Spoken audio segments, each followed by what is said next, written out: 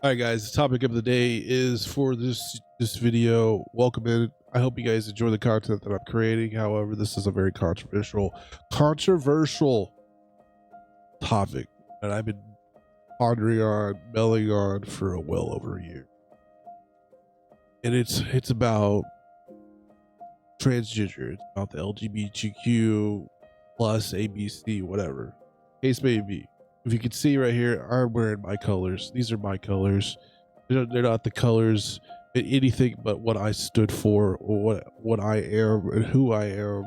I served the United States military for close to 10 years, served 4 different combat tours. I was one of the people for you to be able to stand up and do what you're doing to our country, what our society, across the globe, honestly. But let's get into it. Let's deep dive into it and talk about the history of me, CK26, and my best friend that I lost, and I still love, but I lost a year ago. Let's get into it. Are you ready? All right, so currently right here we have a picture of this gentleman right here and his family. His name used to be Justin Judies.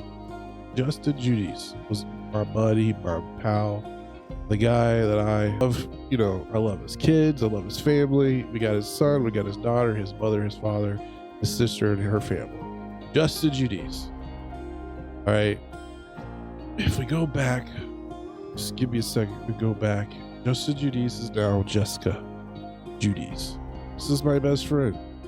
My best friend in the entire world, completely different, unknown to me. I don't know him anymore. I haven't spoken to her in well over a year. Okay, I'm gonna tell you right now, I would hang out with her. I could still continue to hang out with her, but I have my own reserved reasons why. Is because when he decided to become a woman, he decided to disown his own children, and that took me back. Right? With the stuff that happened recently in Call of Duty with NICKMERCS, so cancel culture basically happening in the society that where we live in. It doesn't matter if you live in the United States, or it doesn't matter if you live in Canada. It's all over the globe. Cancel culture is killing us. It's killing our economy. It's killing our views. It's just distracting us from what actually is going on in the world.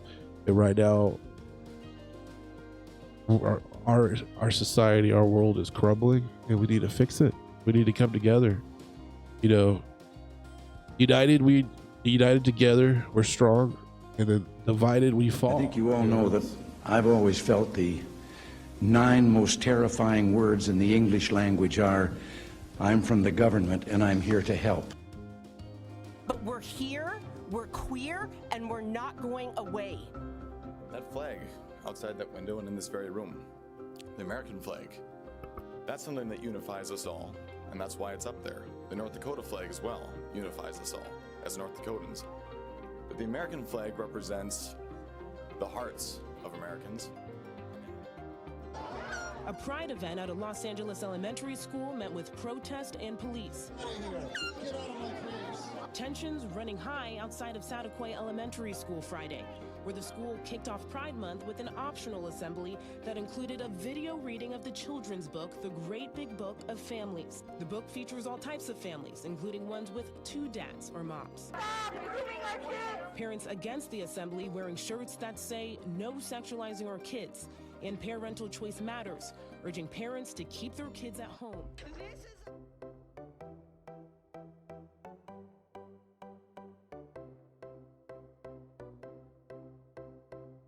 We want to be the ones to talk to our kid about things like that, place to speak about things like that. And it's not that I think that it shouldn't be spoken about. If that's what you got from that tweet, then you're just wrong.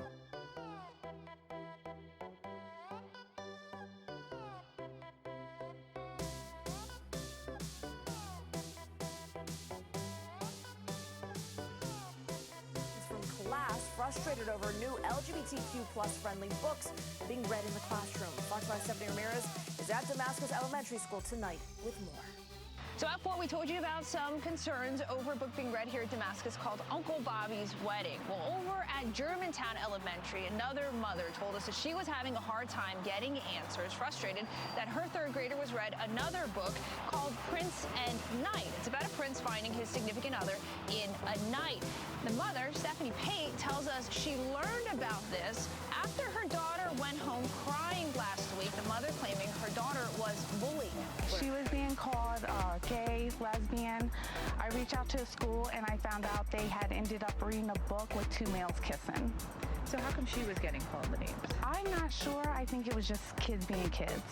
She came home and asked me why her teacher showed her a book of 2 guys kissing, and then asked me what the names meant. Pate tells Fox 5 that teasing got physical when another student hit her daughter. Pate also says when she first contacted the school, she was told she was the only parent to raise issue with the book. She wants her child removed from the class if any other LGBTQ-friendly books are read, but she says she can't get a direct answer from the school on doing so. It's really important to us that our kids understand that love is love and that healthy relationships come in all shapes and sizes. We consider the traditional family with with the mum and a dad as the norm. It's practically the destruction of the traditional family unit is what is going on in our society. Parental consent. Parental consent. They are not teaching 4-year-olds how to have sex. They're not teaching 4-year-olds how to be gay. They are teaching 4-year-olds that gay people exist. What that lady said, we're not teaching 4-year-olds, 5-year-olds to have sex. We're teaching them that people can be gay. Yeah. However, is it your right to be the one that teaches that? It used to be only the parents, and now you're not even giving parents an option or the opportunity to speak out or stand up for their religion, their rights, their children's rights, and how they feel.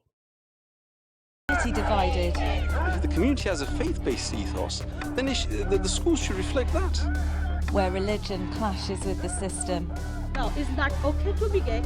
In multicultural Birmingham. It would be a massive step backwards in education to suddenly say we won't talk about different types of families anymore because it might upset some people. Have a new target, pride flags in the classroom. With students back in school, classroom displays of LGBTQ pride symbols are sparking debate in districts across the country. I think it's a symptom. I wish you would look at the cause. I never once saw myself represented in textbooks. We are on the front lines of trying to help our youth. A debate that lasted 4 hours at the Elk Grove School Board meeting. It was very much a struggle at the age of 7. That's roughly 3rd grade.